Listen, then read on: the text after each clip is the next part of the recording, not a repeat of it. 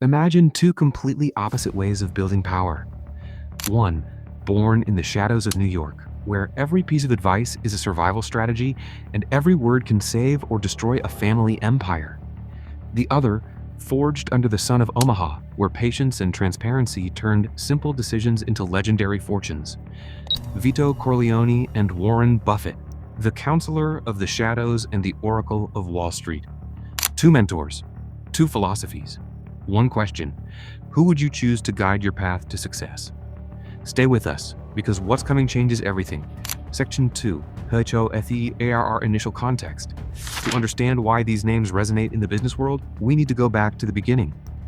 Because it's not just about success, it's about how that success was built and what lessons were left along the way. Vito Corleone isn't a real person, but his influence is. Created by Mario Puzo in his 1969 novel, The Godfather, Vito became the archetype of the strategic leader. A Sicilian immigrant who arrives in New York with nothing and builds an empire from scratch based on loyalty, respect, and a deep understanding of human nature. His philosophy is simple but lethal. I'm going to make him an offer he can't refuse. Every word he utters is a lesson in negotiation, in timing, in how to read people and anticipate their moves. Although his world is fictional, his principles transcended the screen. Entrepreneurs, politicians, and strategists around the world quote his phrases, study his decisions, and analyze his way of building power. Vito represents the mentor who protects, who thinks 10 steps ahead, who understands that in business, as in war, information is power and loyalty is currency. His legacy in popular culture is undeniable. Millions of people have found in his words a guide to navigate the complexity of professional relationships, ruthless competition, and building empires from nothing. Warren Buffett, on the other hand, is as real as the figures in his bank account. Born in Omaha, Nebraska in 1930, he built one of the largest fortunes on the planet by investing in businesses he understands, buying when others sell and waiting patiently while time does its work. At 94 years old, he remains the chief executive officer of Berkshire Hathaway, a company worth more than $800 billion. But what makes him unique isn't just his wealth, but his way of sharing it. Warren is a public mentor. Every year he writes letters to his shareholders where he doesn't just report numbers, but teaches. He shares his mistakes, explains his decisions, reveals his thought process. His phrases are business mantras. Price is what you pay, value is what you get. Rule number 1 is don't lose money. Rule number 2 is don't forget rule number 1. His philosophy can be summed up in one word: compounding. The power of compound interest applied not only to money, but to knowledge, relationships, and reputation. Warren represents the mentor who empowers, who believes that true success lies in building systems that work without you, in educating so others can also succeed, in being transparent because trust generates exponential value. Two figures. One fictional that feels real. Another reality that seems fictional. Both mastered the art of mentorship, but from opposite trenches. And now, we're going to break down how each built their legacy. Section 3. The mentor's philosophy. A mentor doesn't just teach what to do. A mentor transmits a way of seeing the world, of understanding power, of relating to uncertainty. And that's where Vito Corleone and Warren Buffett show completely opposite universes. For Vito, being a mentor means protecting. His philosophy is summed up in a phrase that's been repeated millions of times. Keep your friends close, but your enemies closer. This isn't paranoia, it's strategy. Vito understands that the business world is a battlefield where information is everything. Knowing what your allies think is good, but knowing what your competitors are planning is what keeps you alive. His mentorship is built on 3 pillars: unconditional loyalty, constant anticipation, and absolute control of the narrative. When someone comes to Vito for advice, they don't receive a direct answer. They receive a lesson wrapped in metaphor, a calculated move that protects both the one asking and the one responding. Someday, and that day may never come, I'll call upon you to do a service for me. This is transactional mentorship elevated to art.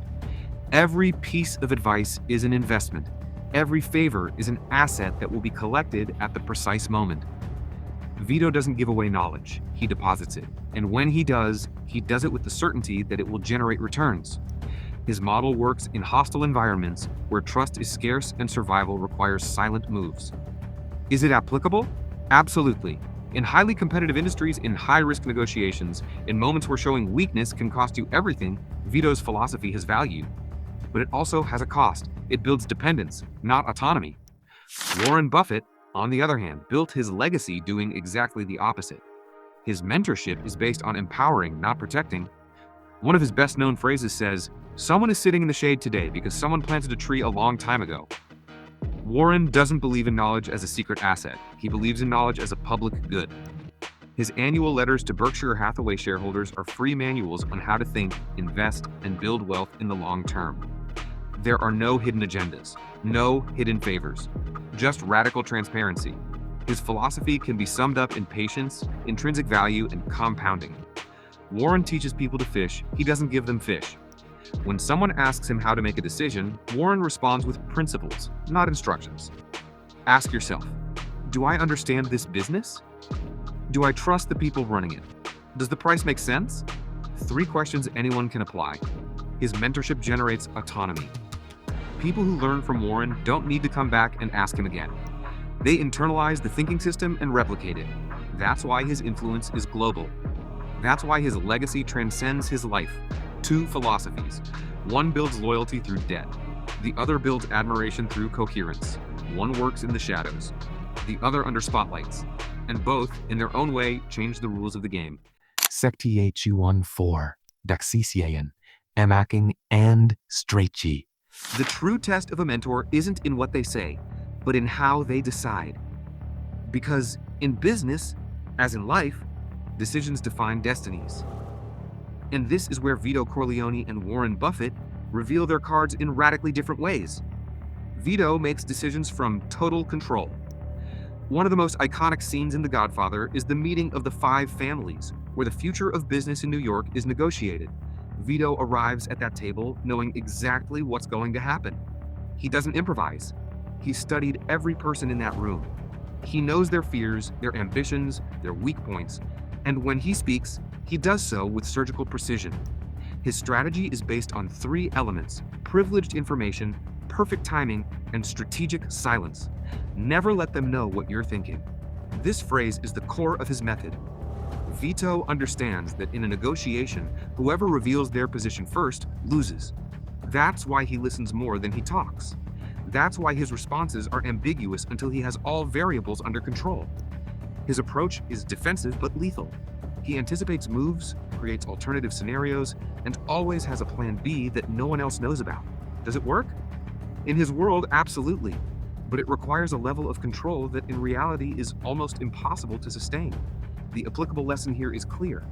The value of timing, the importance of studying thoroughly before acting, and the power of not showing your cards until the exact moment. In industries where competition is fierce and asymmetric information decides wars, Vito's model has real applications. But it also generates exhaustion, because it demands always being in battle mode. Warren Buffett makes decisions from rational discipline. He doesn't seek total control. He seeks total clarity. His most famous strategy is the investment in Coca-Cola. In 1988, when the market was in panic, Warren invested more than $1 billion in the company. Why? Because he understood the business. He knew the brand was indestructible, that the product was simple, and that time would play in his favor. He didn't need secret information. He just needed patience and conviction. His method is summed up in one phrase: price is what you pay, value is what you get. Warren doesn't chase opportunities. He waits for them. He can go years without making a single major investment because nothing meets his criteria, and when everyone is buying, he sells. When everyone is selling, he buys. His strategy is counterintuitive but mathematically solid. He refused to invest in technology during the dot-com bubble of the late 90s. They criticized him. They called him obsolete. And then the bubble burst. Warren didn't move because his strategy doesn't depend on trends, it depends on principles. The applicable lesson: think in decades, not quarters. Say no to noise. Build from patience, not from urgency. One acts in the shadows with hidden information. The other acts in the light with public principles. Both master the art of anticipation, but their paths couldn't be more different. Section 5, building relationships. In business, the most valuable capital isn't in bank accounts, it's in relationships. And the way you build your network determines not only your success, but the sustainability of that success. Vito Corleone and Warren Buffett understood this better than anyone, but they applied it from opposite shores of the river. For Vito, relationships are emotional investments with guaranteed returns. His most famous phrase sums it all up. Someday, and that day may never come, I'll call upon you to do a service for me. This isn't cheap manipulation. It's high-level social architecture. Vito builds his network on two pillars: debt and honor. Every favor he does is a deposit in the bank of loyalty. He doesn't expect anything immediate. Years can pass before collecting. But when he does, the debt is paid. And whoever doesn't pay disappears from the map. His model works because it creates a hierarchical structure where everyone knows their place. Every person in Vito's network has a role, an obligation, and a clear expectation. There's no ambiguity. You know exactly what you owe and to whom you owe it.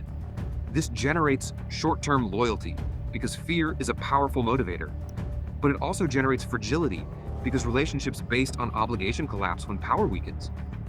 The applicable lesson here is the value of long-term relationships. Vito doesn't build superficial contacts. He invests deeply in a few key people. And those people open doors that money can't buy. In industries where trust is scarce and alliances are everything, this model makes sense, but the cost is high. You're constantly evaluating who owes you, who betrayed you, and who might do it tomorrow. Warren Buffett builds relationships from a completely different place. Trust earned, not demanded. His partnership with Charlie Munger is the perfect example. They met in 1959, and for more than 60 years they built Berkshire Hathaway together. There were no complex contracts, no exit clauses.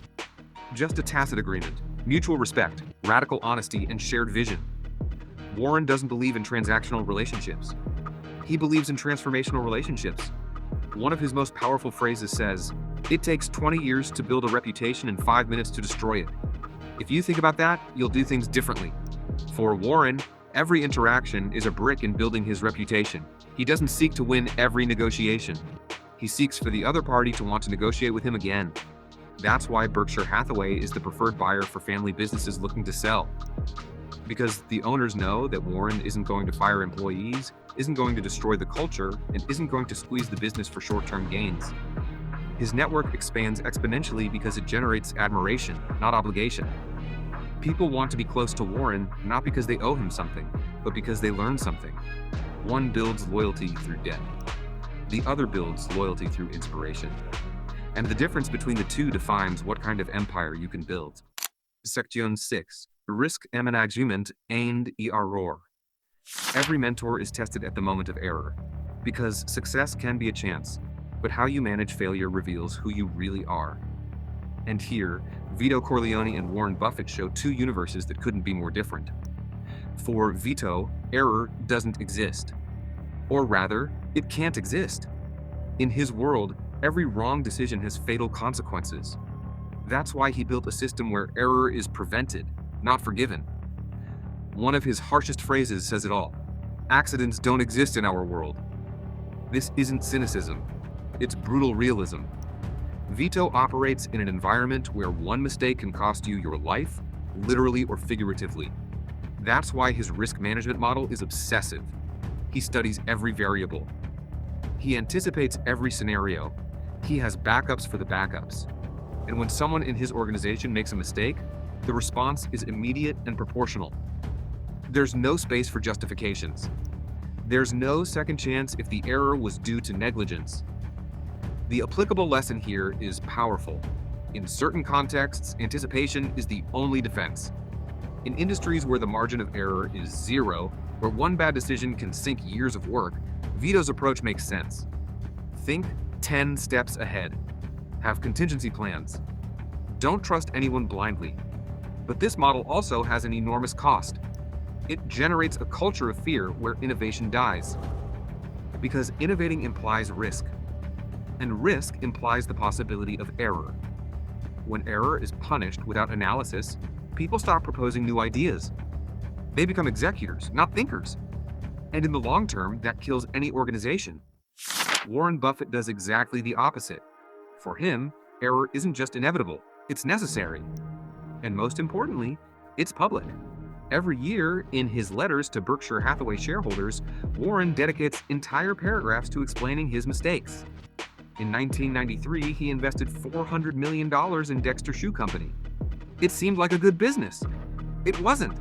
The company went bankrupt. And Warren not only admitted it, he analyzed it publicly. He explained what he saw wrong, what he didn't anticipate, and what he learned. He didn't do it once. He mentioned it in multiple letters over years. Because for Warren, error is raw material for learning. His philosophy is summed up in one phrase: if you're not making mistakes, you're not making enough decisions. This isn't irresponsibility. It's intellectual humility. Warren understands that the business game is probabilistic, not deterministic. You can't be right all the time, but you can always learn. His risk management model doesn't seek to avoid error at all costs. It seeks to minimize catastrophic errors and maximize useful learnings. That's why he only invests in what he understands. That's why he never uses excessive leverage. That's why he diversifies without diluting. The culture Warren generates is radically different. His collaborators don't fear proposing ideas because they know that an honest mistake won't be punished, it will be studied. One punishes errors. The other studies it. One builds from total control. The other builds from disciplined experimentation. And that difference defines what kind of teams you create and how far they can go. Section 7, a legacy and sustainability. The true test of a mentor isn't what they build in life. It's what remains when they're gone. Because power can be temporary, but legacy is forever. And this is where Vito Corleone and Warren Buffett show their most brutal difference. Vito's empire didn't survive without him. If you watch the complete Godfather trilogy, the message is devastating. While Vito is in command, the Corleone family is invincible. But when Michael inherits the empire, everything starts to crumble. Not for lack of intelligence. Michael is brilliant.